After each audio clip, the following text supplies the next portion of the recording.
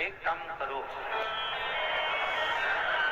बालू रेत का शिवलिंग बनाओ, उसकी पूजा।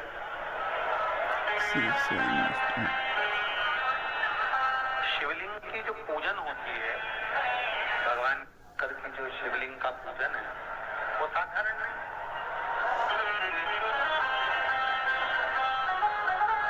दो गुप्त नवरात्रे होते हैं, थोड़ा ध्यान देंगे। दो गुप्त नवरात्रे होते हैं। एक गुप्त नवरात्रा यही मार्च के महीने में आता है, जो 10 तारीख से चालू हुआ, 18 तारीख तक चलेगा। शृंगी ऋषि ने इस गुप्त नवरात्रे का बड़ा वर्णन किया। शृंगी बाबा ने इस गुप्त नवरात्रे के बारे में बहुत कुछ बताया, बहुत।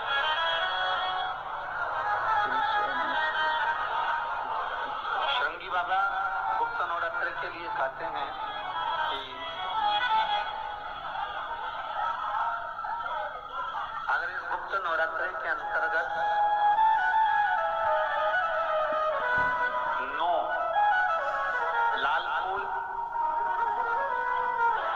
और 5 पुष्प, ये दोनों, लोग कहते हैं गुप्त नवरात्रे में हम देवी की आराधना करें, गुप्त नवरात्रे में हम भगवान की आराधना करें, पर शिव महापुराण की कथा कर रही है, भगवान शंकर का चरित्र कथा है। अगर आपने देवी भागवत का स्मरण किया हो या भगवान शिव की एक पवित्र आनंदमय कथा स्कंद पुराण के काशी खंड में अगर सुनी हो या उसमें भी नहीं पढ़ पाए हो, तो शृंगी ऋषि के चरित्र में आता है। शृंगी बाबा ने वर्णन किया है कि किसी भी स्थान पर, किसी भी स्थान, यदि हमारे घर में 2 शिवलिंग है, नहीं है, तो किसी अपने घर के गमले में, बगीचे में 2 पार्थिव लिंग का निर्माण करें। 2 पार्थिव, उसमें एक शिव जी का स्मरण करें और एक में माता पार्वती जी का स्मरण। देवदेव महादेव 2 स्वरूप, 2 लिंग प्रकट कर, एक पर 9 पुष्प लाल और एक पर श्वेत पुष्प 5 समर्पित करें, बाबा की आराधना करें, घी का दीप लगाएं, पूजन करें और बाद में उन शिवलिंग को, उन पुष्पों को विसर्जन कर, किसी भी नदी में, तालाब में, बावड़ी में, अगर वहां नहीं विसर्जन कर सकते हैं तो किसी वृक्ष के नीचे उनका विसर्जन कर।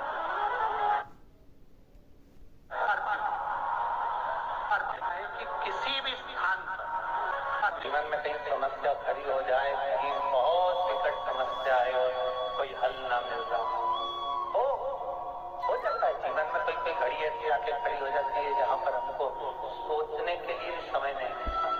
तब 3 तरह का जल शिव को समर्पित, जो आषाढ़ के महीने में जो गुप्त नवरात्रे आते हैं उसका स्मरण कराया था। जब जीवन श्री शिवाय नमस्तुभ्यम, हर हर महादेव। पूज्य प्रदीप मिश्रा जी ने गुप्त नवरात्र के जो उपाय हैं वे आप अच्छे से समझ लें और कर लें। पूज्य प्रदीप मिश्रा जी की कथा और उपाय देखने के लिए वीडियो को प्लीज पूरा देखिए लास्ट तक और लाइक, कमेंट और शेयर जरूर करिएगा। हर हर महादेव। कहीं समस्या खड़ी हो जाए, कहीं बहुत विकट समस्या है और कोई हल ना मिल रहा हो जाता है। जीवन में कोई घड़ी ऐसी आके खड़ी हो जाती है जहां पर हमको सोचने के लिए भी समय नहीं।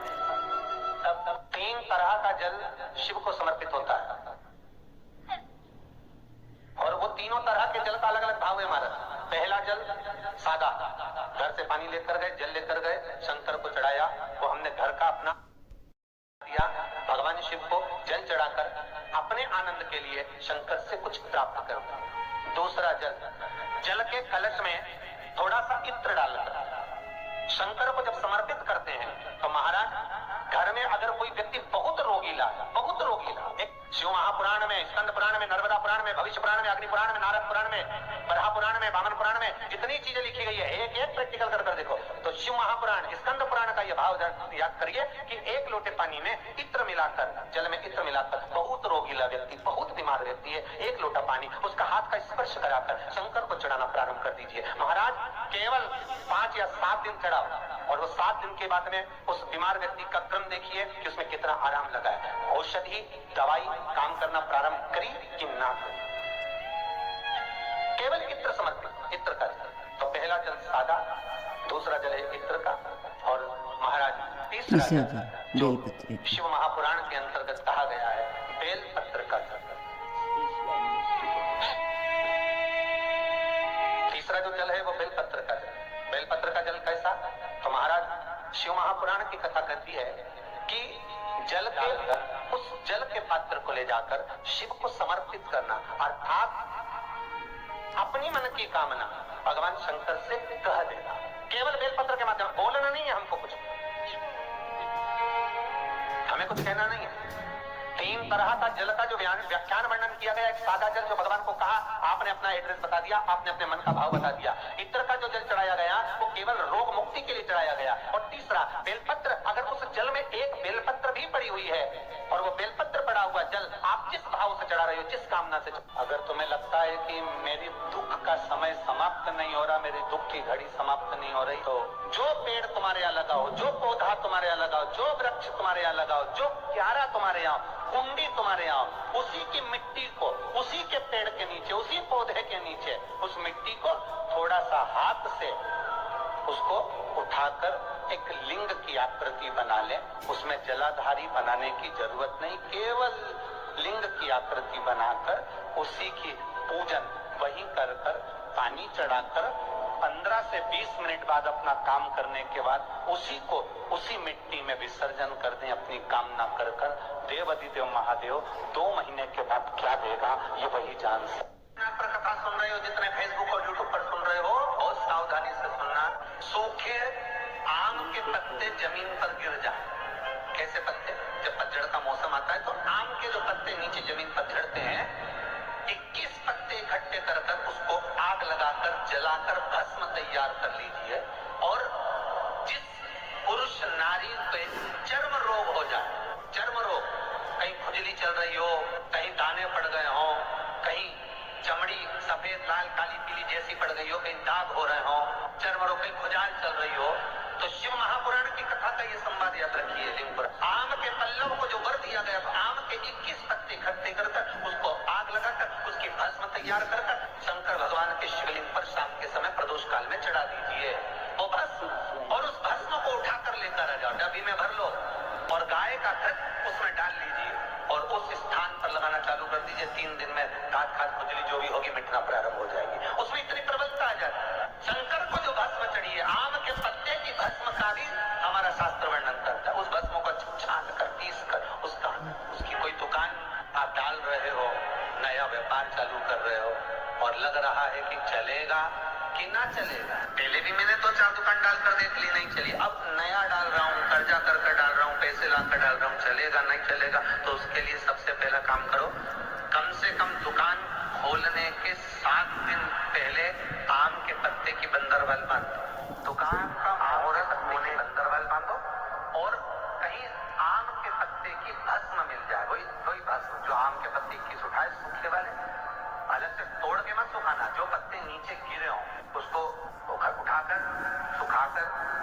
सूखा हुआ जो पत्ता हो उसको जलाकर उसकी भस्म बनाकर उसमें थोड़ा सा चंदन मिलाकर और उसी से सम्मुख में जहां 7 दिन पहले तुमने बंदरवाल बांधी है, दुकान खोलने वाले दिन उसी आम के पल्लव की भस्म जो शिव पर चढ़ी थी उसी में चंदन मिला वो एक स्वस्तिक का निर्माण कर दो। फिर आप अंदर कोई पूजन करो ना करो, आपने कोई अनुष्ठान करा ना करा, यज्ञ पूजन करी ना करी, अगर आप प्रवेश भी कर गए, इतना आपके पास धन नहीं था और आप प्रवेश भी कर गए तो भी घाटे में नहीं जाओगे, व्यापार उन्नति की हो रही है, व्यापार बढ़ेगा उसमें।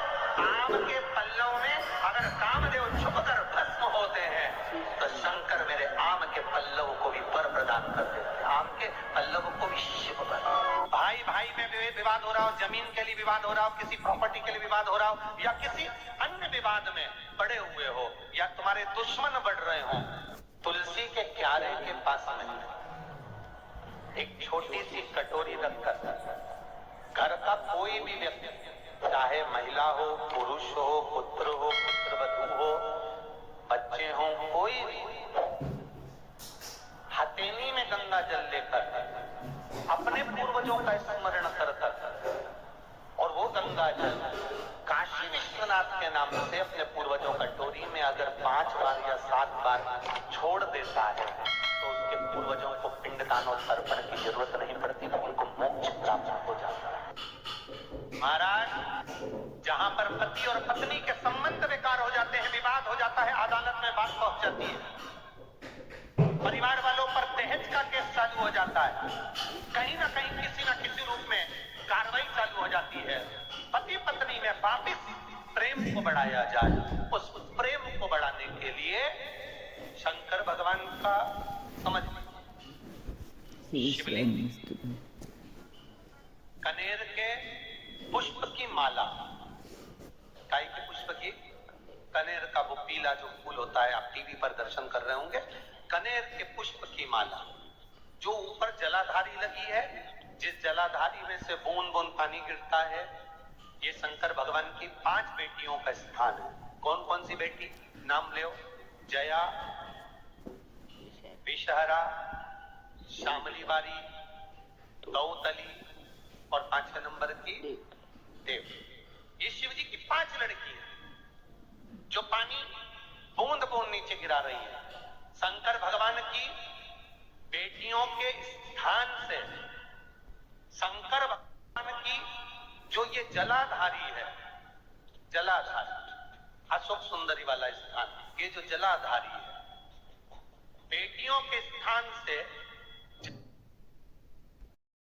धारी तक जो कनेर के माला बनाकर स्पर्श कर लगा देता है, शिवरात्रि के दिन प्रदोष काल के समय पर उस पति पत्नी में कितना भी झगड़ा हो रहा हो, आपस में प्रेम बनना प्रारंभ हो जाता है। अदालत का केस धीरे धीरे समाप्त होने लगता है। अदालती कार्रवाई यहां तक कहा गया, कनेर का पुष्प, भाई भाई में विवाद हो रहा हो, जमीन के लिए विवाद हो रहा हो, किसी प्रॉपर्टी के लिए विवाद हो रहा हो, या किसी अन्य विवाद में पड़े हुए हो, या तुम्हारे दुश्मन बढ़ रहे हो, तो भी कनेर का पुष्प शिव को समर्पित किया जाए। कनेर का पुष्प सुख प्रदान, आनंद, जिसको कोई ना पाए उसको मेरा महादेव पाए। हम सब बोलिए एक बार जमकर, श्री शिवाय नमस्तुभ्यम। प्रैक्टिकल जरूर करना, कहीं सियोर वाला महाराज झूठ तो नहीं बोल रहा। शास्त्रों की बातें हमारे जीवन में हमें सुख प्रदान करे, इसलिए इस भाव का आनंद करते हुए आज की कथा को विराम देते हैं। वीडियो पसंद आई हो तो लाइक करें, शेयर करें और कमेंट करें। पूज्य प्रदीप मिश्रा जी ने आज कथा में बहुत अच्छे और अचूक उपाय बताए हैं।